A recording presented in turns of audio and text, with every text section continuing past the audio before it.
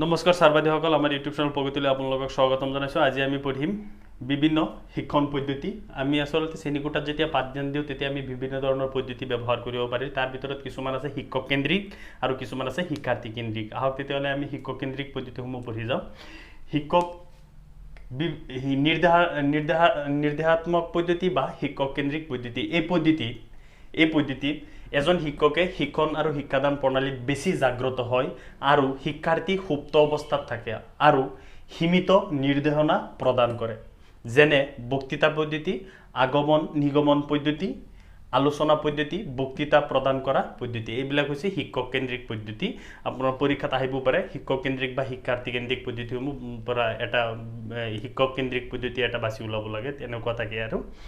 গতিকে শিক্ষা কেন্দ্ৰিক পদ্ধতিসমূহ বিশেষকৈ এইটো অৱস্থাত এই শিক্ষক কেন্দ্ৰিক পদ্ধতিত শিক্ষক বেছি জাগ্ৰত থাকে আৰু শিক্ষাৰ্থীবিলাক সুপ্ত অৱস্থাত থাকে। কেতিয়াবা সিহঁতৰ মনত প্ৰশ্ন উদয় হ'লেহে কৰে, নহ'লে সিহঁত সুপ্ত অৱস্থাত থাকে। তাৰ ভিতৰত প্ৰথমটো পদ্ধতি হৈছে বক্তৃতা পদ্ধতি। এইটো এক প্ৰকাৰ শিক্ষক কেন্দ্ৰিক পদ্ধতি। বক্তৃতা পদ্ধতিটো বিশেষকৈ কলেজবিলাকত প্ৰদান কৰা দেখা যায় আৰু এইবিলাক কলেজৰ ল'ৰা ছোৱালীৰ ক্ষেত্ৰত বেছি ফলপ্ৰসূ হয়। আৰু বক্তৃতা পদ্ধতিত এটা নিৰ্দিষ্ট পাঠৰ সম্পূৰ্ণ আলোচনা কৰা হয় অকল বক্তৃতাৰ মাধ্যমেৰে। মাজে সময়ে এটা দুটা গুৰুত্বপূৰ্ণ শব্দ বা পাঠটোৰ ভিতৰত আলোচনা কৰা 2-4টা ইম্পৰ্টেণ্ট বস্তুহে ব্লেকবোৰ্ডত লিখি দিয়ে, নহ'লে সম্পূৰ্ণ বক্তৃতাৰ মাধ্যমেৰে সম্পূৰ্ণ কৰা দেখা যায়। বক্তৃতা পদ্ধতিৰ কেইটামান বৈশিষ্ট্য হ'ল যে শিক্ষকে এটা বিষয়ত এটা নিৰ্দিষ্ট সময়ত বক্তৃতা প্ৰদান কৰে। শিক্ষকে এটা বিষয়ত এটা নিৰ্দিষ্ট সময়ত বক্তৃতা প্ৰদান কৰে। শিক্ষকে অনুসন্ধান, ধাৰণা, তথ্য, তত্ত্ব, নীতি, আইন আদি প্ৰদান কৰে। পিছত মাজে সময়ে ব্লেকবোৰ্ড ব্যৱহাৰ কৰে। এইকেইটা বৈশিষ্ট্য মনত ৰাখিলে হৈ যাব। এতিয়া আমি পঢ়ো আগমন নিগমন পদ্ধতি। এতিয়া আমি পঢ়িম আগমন আৰু নিগমন পদ্ধতি। তেতিয়া আগমন আৰু নিগমন পদ্ধতিটো সাধাৰণতে শিক্ষক কেন্দ্ৰিক পদ্ধতি হয়। এই প্ৰথমতে আগমন পদ্ধতিত সাধাৰণতে কি হয়, ল'ৰা ছোৱালীক বা শিশুবোৰক সিহঁতে যেনেকৈ আগ্ৰহী হয় তেনেকৈ সমস্যাবিলাকৰ সমাধান কৰিব লাগে। আমি শিশুৱে বিচৰা ধৰণে সিহঁতৰ আগ্ৰহৰ ওপৰত ভিত্তি কৰি আমি সমাধানবিলাক কৰিব লাগে। কিন্তু বিশেষকৈ নিগমন পদ্ধতিটোত কি হয়, কিছুমান প্ৰতিষ্ঠিত সূত্ৰ সিহঁতক দিব লাগে আৰু এই সূত্ৰ ব্যৱহাৰ কৰি সিহঁতে সমস্যাৰ সমাধান ওলাব লাগে। তাৰমানে আগমন পদ্ধতিটোত সম্পূৰ্ণ ল'ৰা ছোৱালীয়ে বিচৰা ধৰণে আগ্ৰহ উপজা ধৰণে আমি সমস্যাবিলাকৰ সমাধান কৰি দিব লাগে। বিশেষকৈ এইবিলাক গণিতৰ ক্ষেত্ৰত প্ৰয়োগ কৰা হয় আগমন নিগমন পদ্ধতি। গতিকে আহক আমি এই দুটাৰ পাৰ্থক্যটো পঢ়ি যাওঁ। এইটো বিশেষৰ পৰা সাধাৰণলৈ, মনত ৰাখিব, এইটো বিশেষৰ পৰা সাধাৰণলৈ হয়। এইটো হৈছে আগমন পদ্ধতি। আৰু নিগমন পদ্ধতিটো সাধাৰণৰ পৰা বিশেষলৈ হয়, পৰীক্ষাত দিয়ে। আগমন পদ্ধতি মূৰ্তৰ পৰা বিমূৰ্তলৈ আৰু নিগমন পদ্ধতি বিমূৰ্তৰ পৰা মূৰ্তলৈ হয়। পিছত এইটোৱে শিশুৰ প্ৰয়োজন আৰু আগ্ৰহৰ ওপৰত যত্ন লয়। আগমন পদ্ধতিয়ে শিশুৰ প্ৰয়োজন আৰু আগ্ৰহৰ ওপৰত যত্ন লয় আৰু সেইমতে সমস্যা সমাধান কৰা হয়। কিন্তু এইটোৱে নিগমন পদ্ধতি শিশুক উপযুক্ত তথ্যৰ বতৰা, নীতি আৰু তত্ত্বসমূহ দিয়া হয়। শিশুটোক উপযুক্ত তথ্যৰ বতৰা বা কিছুমান প্ৰতিষ্ঠিত সূত্ৰ দিয়া হয় আৰু সেইমতে সমাধান কৰিব দিয়া হয়।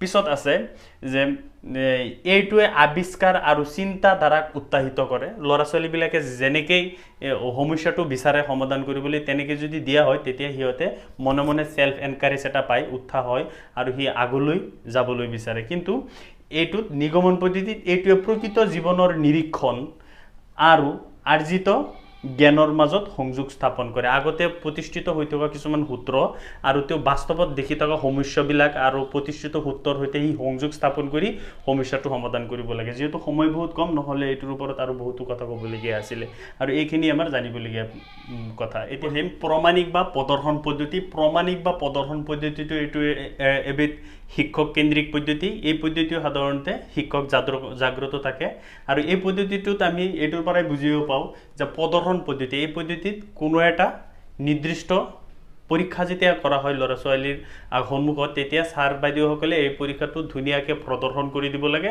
আৰু প্ৰদৰ্শন কৰি শিক্ষাৰ্থীবিলাকে যাতে এইটোত ভালদৰে নিৰীক্ষণ কৰিব পাৰে, সকলো শিক্ষাৰ্থীক সমানে সুযোগ দিব লাগে।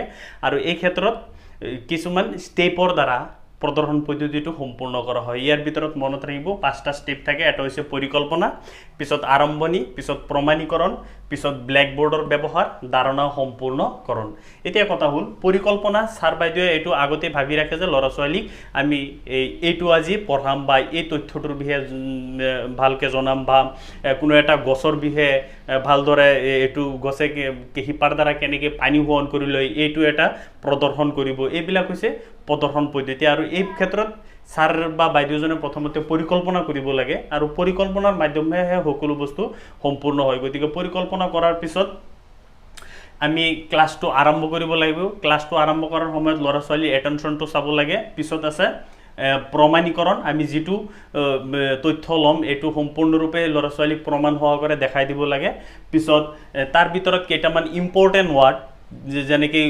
গছৰ শিপা মূল কাণ্ড এই কিছুমান ইম্পৰ্টেন্ট ওয়াৰ্ড আমি বোৰ্ডত লিখি দিব লাগে পিছত ধাৰণা সম্পূৰ্ণকৰণ তেতিয়া আৰু এই বস্তুটো বুজাই পিছত ধাৰণাটো সম্পূৰ্ণ কৰি দিব লাগে শিক্ষাৰ্থী কেন্দ্ৰিক এতিয়া আছে শিক্ষাৰ্থী কেন্দ্ৰিক পদ্ধতিবিলাক আমি বুজি পাওঁ ইয়াত শিক্ষাৰ্থীসকল জাগ্ৰত হয় স্যাৰ সুপ্ত অৱস্থাত থাকে এই ক্ষেত্ৰত শিক্ষাৰ্থীসকলৰ নিজৰ ইচ্ছা অনুসৰি নিজৰ স্বাধীনতাৰ অনুসৰি হিয়তক কিছুমান পদ্ধতি অৱলম্বন কৰি শিক্ষা প্ৰদান কৰা হয় আৰু আহক আমি একেটা পঢ়ি যাওঁ ইয়াৰ ভিতৰত আছে খেলা পদ্ধতি প্ৰক্ষিপ্ত পদ্ধতি সমস্যা সমাধানৰ পদ্ধতি অম্বাহন পদ্ধতি ইয়াৰ ভিতৰত আমি প্ৰত্যেকটো নিৰ্দিষ্টকৈ পঢ়ি যাম শিক্ষাৰ্থী কেন্দ্ৰিক শিক্ষণ পদ্ধতিৰ মাজত এটা হ'ল খেলা পদ্ধতিটো সাধাৰণতে ক'বলৈ গ'লে শিশুসকলে খেলাৰ মাধ্যমেৰে শিক্ষা আহৰণ কৰে তাৰ ভিতৰত জানিবলৈ খেলা পদ্ধতি ল'ৰা ছোৱালীৰ ক্ষেত্ৰত জানিবলৈ কেইটামান গুৰুত্বপূৰ্ণ বৈশিষ্ট্য মনত ৰাখিব যে খেলটো শিশুসকলৰ এটা প্ৰাকৃতিক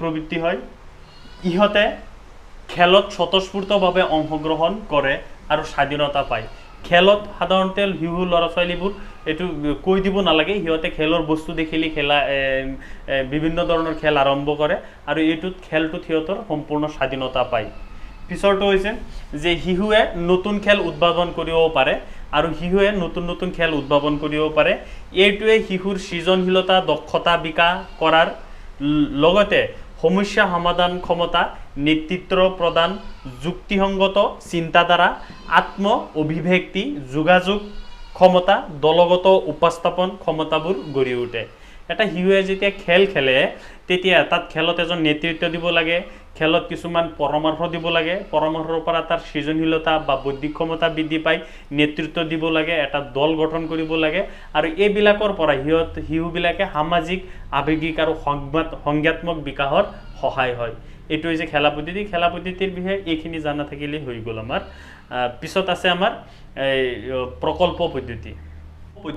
প্ৰকল্প পদ্ধতিটো সম্পূৰ্ণ শিক্ষাৰ্থী কেন্দ্ৰিক পদ্ধতি আৰু এনে পদ্ধতিত শিক্ষাৰ্থীবোৰক সম্পূৰ্ণৰূপে অন্তৰ্ভুক্ত কৰা হয় আৰু এই পদ্ধতিটো সাধাৰণতে ক'বলৈ গ'লে এই পদ্ধতিবোৰৰ দ্বাৰা সিহঁতৰ বাস্তৱ জীৱনৰ কিছুমান সমস্যা সমাধান কৰে আৰু এইবিলাকৰ পৰা তেওঁৰ বাস্তৱ জীৱনৰ কিছুমান কাৰ্য সম্ভৱ হৈ পৰে আৰু ইয়াত বহুতো উদাহৰণ আছে এতিয়া প্ৰকল্প পদ্ধতিটোৰ ডেফিনেশ্যনটো সাধাৰণতে এনেকুৱা হয় যে প্ৰকল্প হৈছে এটা শিক্ষাগত পদ্ধতি য'ত শিক্ষাৰ্থীয়ে ব্যক্তিগতভাৱে বা দলগতভাৱে প্ৰকৃত জীৱনৰ সমস্যাবোৰ বিশ্লেষণ আৰু বিকাশ সাধন কৰে সিহঁতে দলগতভাৱে কৰিব পাৰে নহলে ইন্ডিভিজুৱেল কৰিব পাৰে একেলগে মিলি এটা শিক্ষণৰ ক্ষেত্ৰত একেলগে মিলি এটা সমস্যা সমাধান কৰে আৰু এই ক্ষেত্ৰত সিহঁতৰ এই সমস্যাবোৰৰ পৰা সিহঁতৰ বাস্তৱ জীৱনৰ কিছুমান সমস্যা সমাধান কৰাৰ সংগতি থাকে এইটো হৈছে প্ৰকল্প পদ্ধতিৰ কিছুমান মনোবিদে দিয়া কিছুমান তথ্য হৈছে জন আলফ্ৰেড ষ্টিভেনছন মনত ৰাখিব এইটো পৰীক্ষাত দিয়া দেখা যায় জন আলফ্ৰেড ষ্টিভেনছনৰ মতে প্ৰকল্প হৈছে এটা প্ৰাকৃতিক পৰিস্থিতি কঢ়িয়াই নিয়া এটা সমস্যাগত কাৰ্য আলফ্ৰেড ষ্টিভেনছনৰ মতে প্ৰকল্প হৈছে এটা প্ৰাকৃতিক পৰিস্থিতি যিকোনো এটা প্ৰাকৃতিক পৰিস্থিতিত কঢ়িয়াই নিয়া এটা সমস্যাগত কাৰ্য এটা সম্পূৰ্ণ নেচাৰেল প্ৰচেছ মতে এটা সমস্যা কঢ়িয়াই নিয়া কাৰ্য একৰ্ডিং টু আলফ্ৰেড ষ্টিভেনছন পিছত হৈছে বেলৰ্ডৰ মতে প্ৰকল্প হৈছে এটা প্ৰকৃত জীৱন ধাৰণা যিটো বিদ্যালয়ত ধাৰণা কৰা হয় এইটো আছিলে বেলৰ্ডৰ মতে আৰু উইলিয়াম হেড কিলোপেট্ৰিকৰ মতে প্ৰকল্প হৈছে এটা সম্পূৰ্ণ সামাজিক পৰিৱেশত গটা উদ্দেশ্য প্ৰণোদিত কাৰ্য। এৰপৰে আমি হিউৰিস্টিক পদ্ধতি সাধাৰণতে এটা গুৰুত্বপূৰ্ণ পদ্ধতি, ইয়াৰ পৰা পৰীক্ষাত প্ৰশ্ন অহা দেখা যায়। গতিকে আহক আমি এই পদ্ধতিটো অলপ মনোযোগ দি পঢ়োঁ। এইটো হৈছে হিউৰিষ্টিক শব্দটো হিউৰিচিকা নামৰ গ্ৰীক শব্দৰ পৰা উৎপত্তি হৈছে। ইয়াৰ অৰ্থ হৈছে বিচাৰি ওলোৱা। হিউৰিষ্টিক পদ্ধতি হৈছে এনেকুৱা এটা পদ্ধতি যিটো পদ্ধতিত ল'ৰা ছোৱালীক সম্পূৰ্ণৰূপে অংশগ্ৰহণ কৰিব দিয়া হয় আৰু সিহঁতক এটা সমস্যা দিয়া হয় আৰু এই সমস্যাটো সিহঁতে পৰীক্ষা নিৰীক্ষাৰ দ্বাৰা এটা ৰিজাল্ট বা তথ্য সংগ্ৰহ কৰি ছাৰ বাইদেউক জনাব লাগে। এইটো আছিল হিউৰিষ্টিক পদ্ধতি। উদাহৰণস্বৰূপে ক্লাছ 4ৰ বিজ্ঞানত এটা চেপ্টাৰ আছে পৰিৱৰ্তনটো বুলি ক'লে আমি বস্তুবোৰৰ অৱস্থাৰ কেনেদৰে পৰিৱৰ্তন কৰিব পাৰোঁ, গোটাৰ পৰা জুলীয়, জুলীয়ৰ পৰা গেছীয়। এই অৱস্থাবিলাক পৰিৱৰ্তন কৰাৰ কাৰণে সিহঁতক নিজে নিজে এক্সপেৰিমেণ্ট কৰিব দিয়া হ'ল। যেনেকৈ চক পেঞ্চিল আছে, এই পানী আছে আৰু কিছুমান পদাৰ্থ এইবিলাক যিবিলাক শ্ৰেণীকোঠাত উপলব্ধ, এই পদাৰ্থবিলাক দিয়া হয় সিহঁতক যে সিহঁতে পৰীক্ষা কৰি জুলীয় গেছীয় হয় নে নহয় পৰীক্ষা কৰিব দিয়া হ'ল। গতিকে সিহঁতে এক্সপেৰিমেণ্টটো যেতিয়া কৰাৰ পিছত যিটো ৰিজাল্ট পায় এইটো ছাৰক আনি দিয়ে। এইটো হৈছে অম্বেহন পদ্ধতি বা হিউৰিষ্টিক পদ্ধতি।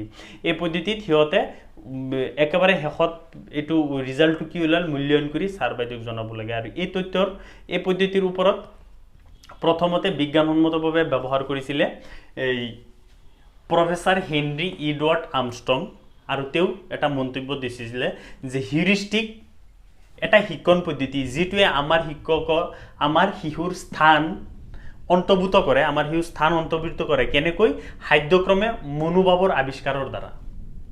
সিহঁতৰ মনোভাৱৰ আৱিষ্কাৰৰ দ্বাৰা আমাৰ শিশুৰ খাদ্য অনুসাৰে স্থান অন্তৰ্ভুক্ত কৰে। এইটো আছিলে আৰ্মষ্ট্ৰঙে কোৱা কথা। আৰু এই পদ্ধতিৰ স্তৰবোৰ হৈছে সমস্যা চিনাক্তকৰণ। আমি ধৰকচোন আমি চকী লৈছোঁ এটা, এতিয়া আমি এইটো গৰম কৰি কি জুলীয় অৱস্থাত নিব পাৰিম নি আমি পৰীক্ষা কৰিম, বা পানী লৈছোঁ এইটো গৰম কৰি যেতিয়া গেছীয় অৱস্থাত নিব পাৰিম নেকি, আকৌ ঠাণ্ডা কৰিলে বৰফ হয় নেকি। এইটো হৈছে সমস্যা পৰীক্ষা আৰু নিৰীক্ষণ। আমি পিছত এক্সপেৰিমেণ্ট কৰিম, পিছত সমস্যা সমাধান, আমি এইটো কি ৰিজাল্টটো পাইছোঁ মূল্যায়ন কৰা, আমি এইটো তথ্যটো সংগ্ৰহ কৰিম। এইটো আছিল হিউৰিষ্টিক পদ্ধতি। এতিয়া পিছত আমি TLM বিষয়ে পঢ়িম। TLM পঢ়াৰ পিছত আমি এইটো মোটামুটিভাৱে চাইল্ড ডেভেলপমেণ্ট এণ্ড পেডাগজি শেষেই হৈ যাব। পিছত আমি ইয়াৰ পৰা প্ৰত্যেকটো টপিক চইচৰ পৰা কেনেদৰে কুৱেশ্যন ৰাইজ হ'ব পাৰে এই কুৱেশ্যনবিলাক আলোচনা কৰিম। Thank U.